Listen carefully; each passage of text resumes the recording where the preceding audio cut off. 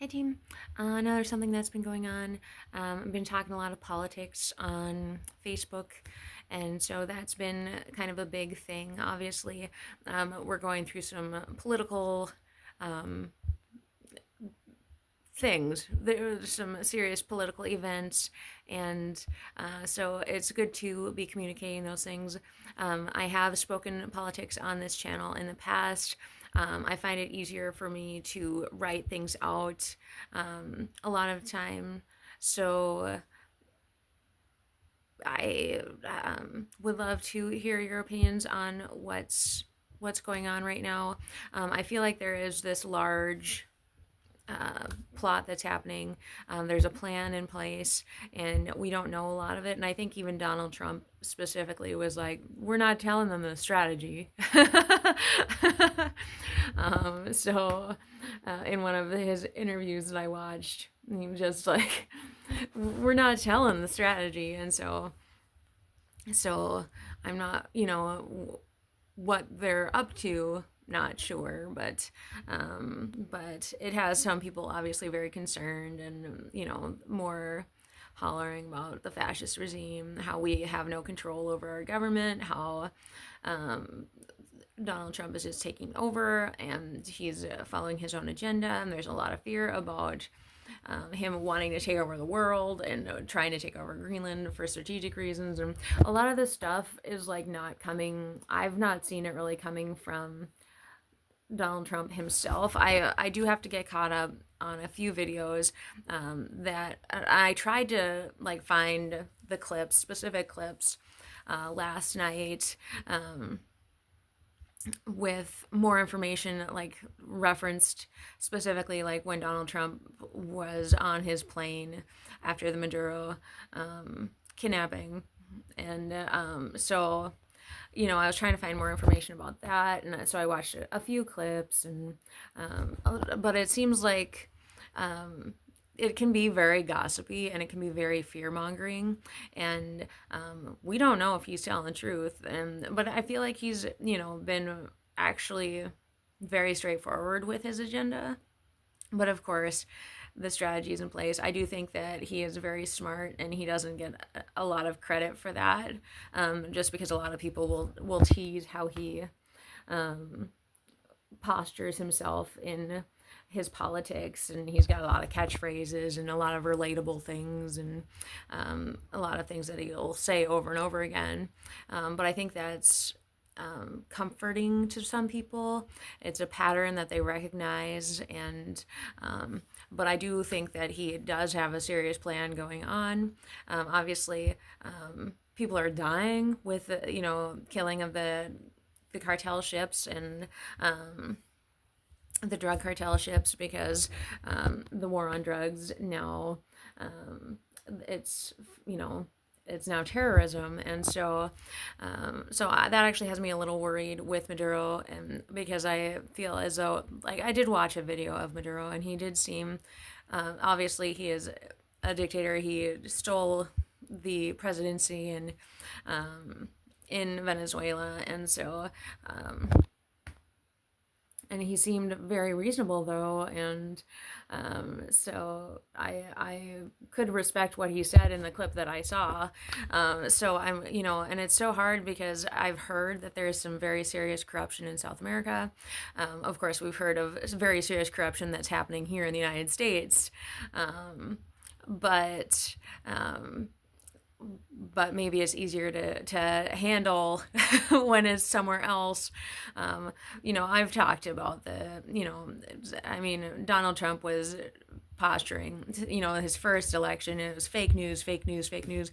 Maybe that was kind of tipping us off about this fake news, and maybe some of these things that he's doing aren't really as bad as all that. And but it's very uncomfortable not knowing for sure, and because you don't want people to go through these terrible, like, anti-humanistic experiences, and you want people to be healthy and happy, and you want people to get along. And but he's also kind of been in the spotlight because of his relationship with Epstein, and I wonder if that's part of the strategy as well. because that type of society, it could be flourishing in the corrupt areas in South America as well. And um, so maybe this is the grandstand. Maybe this is the big deal, and we're tackling it. But you hear all these things that he just wants to take over the world. He's in it for the oil and all these things. And so I did see that Donald Trump is going to be speaking, and so I do want to watch that. I saw a few clips, a few like hour and a half long videos. I watched the January 6th footage today, his speech, and it did not. It was about corruption. It was about political corruption, a rigged election, and then he wanted a peaceful demonstration, a peaceful march, to recognize, and that kind of corruption is what they're talking about in South America as well. And so it's definitely relevant right now, along with Epstein, and it's all kind of coming together in this giant political mess of, are you freaking out? Should we be freaking out? I spoke with somebody who was like, honestly, like, kind of just like, we've lost all power, we lost all control, and now Donald Trump has taken it, and he's gonna do whatever he wants. He's a dictator out of control, and he was just like going off, and and that's not necessarily a bad thing, because you don't want to not take those allegations seriously, but it's so hard because what can you do about it? What do you actually know for certain? We know, like, he even had the press gambit that was all over the news when he was trying to get the press to swear allegiance to him, and when he wanted them to tell the stories that he wanted them to tell. And he's been stacking all of the staff in the White House, and so but I don't think he's doing this alone. Obviously, he has a strong base, and he's got millionaires behind him. And so I feel like they all recognize the plan. And I think that, I'm hoping that he also has people at the UN. He literally was was talking smack about other countries at the UN. I watched a few of his videos there, but it's all about engagement and all about paying attention, and about trying to stop that complacency that might spark more of that corruption, the lack of engagement from the American public, and just the everything is so not everyone putting in doing their part in this global arena. And we have a lot of power, we have a lot of money, and we are also scared. I'm scared. I don't want him to ruin the world. I don't want the United States to own Greenland. I don't want them to own Venezuela. I don't want them to want other people's land. I don't, but I do recognize that we need to stop corruption. And so what are we going to do about that? If it does exist in South America, I did learn that it did exist. It was rampant gang warfare, and that ideology does exist down in South America. But that was, of course, oh gosh, like 10, 15 years ago. And so it was, but I'm not sure that goes away easily. You pay attention to the news, and you do hear that news story about the Mexican changing of, the political peoples there. And, so these things do pop up now and again. And obviously they're a developing nation, all of them, all developing nations. And they have very large populations, many of them, Brazil, and so it's there is a concern there. So it's unique. I'm curious to see what's going on here, because I do think that it's big, and it's not just about making America great again. It's about helping the world help itself. And so maybe we are making America great again, and we're making the entire world great again. And Donald Trump did say that he wanted world peace for 2026, his New Year's resolution. And I just hope that that we can accomplish it without doing things poorly. I don't want us to take over the world. I want multiculturalism. I don't want to hear more about oil. I think that we've just spent a lot of time being very progressive and looking at sustainable resources and, renewable resources. And so I don't want us to regress and be that person, and it's all about oil. And of course, obviously, he said drill, drill, baby, drill. And so that kind of gets a thrill out of some people. I'm very green in that regard. And so, but yeah, there's a lot of good things going on, and I don't want to just assume the worst case scenario, especially when I think that people are very prone to fear mongering, and they're very prone to extrapolating unfairly, and and just going with their own agenda and saying we can't do this, we can't do that, and especially if you're more inclined, or just clearly 100% against Donald Trump. And so there are a lot of things that I do not agree with him, but I'm trying to be open-minded, and I'm trying to listen to what he's saying. And there are some very bad things, and I feel like some of it's kind of testing us, and like testing the waters too, testing to see how people feel. But I'm very much like multiculturalism. I want to have those distinctive, and I want to respect them, and I don't want to lose that in moving forward in our society, in the global society. We don't all need to become westernized. We don't need to be the central force because we have a lot of space, a lot of money, a lot of power, big military. So militarism does concern me, but I do think that we need to figure out the corruption in South America, and I think that it's good that we are taking a stand, especially if the United Nations isn't. How long has it been happening? And no, I don't want to hear how many wars Donald Trump has resolved, even though you hear it however many times. I've done. How many other presidents have done that? It's just like, but I'm hoping that peace is found in Israel, Palestine, and I hope that we can resolve South America. And I hope it's not just for oil. So it is January 6th today. It is the anniversary of the March on the White House, where people went rogue and they started destroying stuff. And so we do want to remember the good in people. We do want to remember the values set forth by the Constitution. We do need to recognize that an Epsteinian power model has been in play for that's like, I don't think that it's just gone now that he's passed on. And so I feel like those powers are still there and around, obviously. And to what extent and how that manifests is huge. So